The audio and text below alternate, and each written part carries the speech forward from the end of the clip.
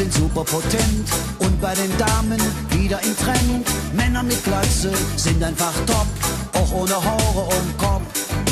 Männer mit Glatze, die wirken so cool. Männer mit Glatze sind meistens schön. Männer mit Glatze sind clever und schlau und werden nur ganz selten grau.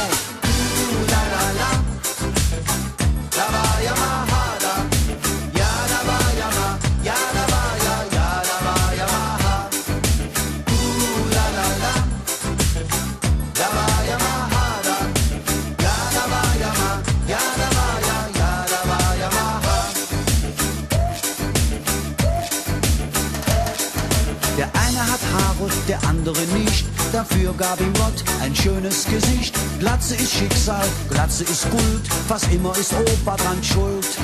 Doch was man vererbt kriegt, nimmt man noch an, weil man sich doch nicht wehren kann.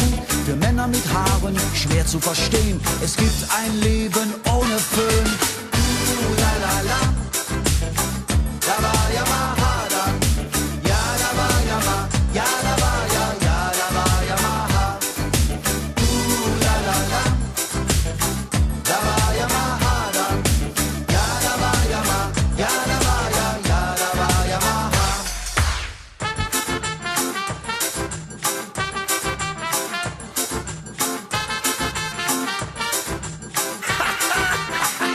Hey amigo, was heißt Plattenkopf? Eine sonnengesichte Brache, Grande Plaza. La la la.